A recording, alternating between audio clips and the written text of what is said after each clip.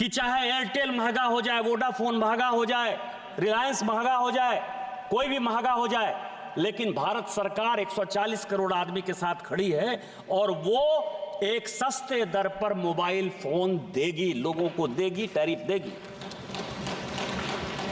लेकिन जो Indian airlines और एयर इंडिया फायदे में थी, आपके जीओएम ने, माननीय चिदंबरम साहब ने ऐसा सिचुएशन पैदा किया कि प्रत्येक साल 30,000 करोड़, 40,000 करोड़, 50,000 करोड़ नुकसान में जाने के कारण आज भारत सरकार को एयर इंडिया बेचना पड़ा।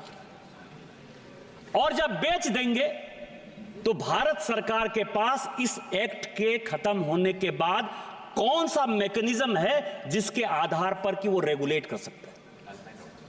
आप 94 से आगे बढ़िए, 94 में आ गया, प्राइवेटाइजेशन हो गया,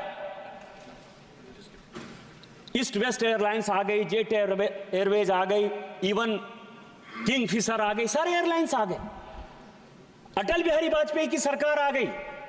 जिस अटल बिहारी वाजपेयी की सरकार ने एयर इंडिया और इंडियन एयरलाइंस को प्रॉफिट में डाला, इसके बावजूद भी उस एक्ट में जो 1973 में इंदिरा जी ने, आप लोग चूंकि लोगों को भूल जाते हैं इसीलिए मैं आपको कह रहा हूं, हम नेहरू जी का आदर करते हैं, इंदिरा जी का आदर करते हैं, उन्होंने जो एक्ट लाया था 135B एयरक्राफ्ट एक्ट 1957 में, जो फिर भी डीजीसीए को अधिकार देता था। जब हमारी सरकार गई, अटल बिहारी वाजपेयी जी की सरकार गई, सभापति महोदया, तो सितंबर 2004 में उस 135B को भी खत्म कर दिया। क्या कारण था? आप यदि कहेंगे कि डीरेगुलेट हमने इसीलिए किया कि प्राइवेट एयरलाइंस को एडजस्ट करना था, तो हमारे समय में भी तो एडजस्ट था, 6 साल हमारी भी तो सरकार थी ना, हमको तो यह कभी नहीं लगा। लेकिन आपने क्या किया?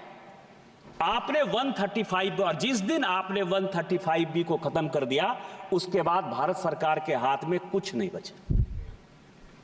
और आज जब हम ये चर्चा करते हैं तो ये पूरे देश को समझने का सवाल है कि कांग्रेस की नीतियों के कारण, उस लेगेसी प्रॉब्लम के कारण आम जनता, आज 140 करोड़ जनता परेशान है। मैं इसलिए ये बात कर रहा हूं कि मैं जब 2009 में यहां सांसद बनकर आया तो मैक्सिमम मेंबर ऑफ पार्लियामेंट, हमारे इलाके में रेल जाना चाहिए, रेल का स्टॉपेज होना चाहिए, पैसेंजर ट्रेन होना चाहिए, यही चलता रहा 2009 से लेकर 14 तक।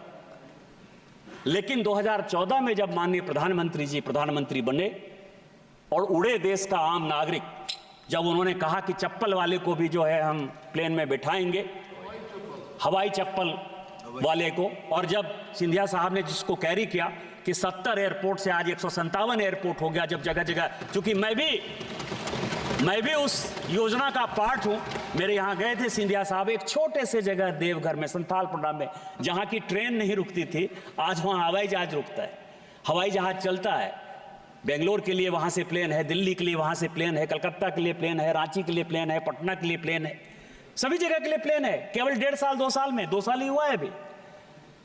आज ये चर्चा पूरे पार्लियामेंट में मैं देख रहा हूं कि हमारे यहां एयरपोर्ट बने, हमारे यहां हवाई जहाज उड़े।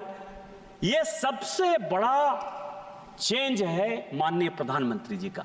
रेल पर चर्चा करते करते आज हम हवाई जहाज पर चर्चा कर रहे हैं। यही देश का विकास है।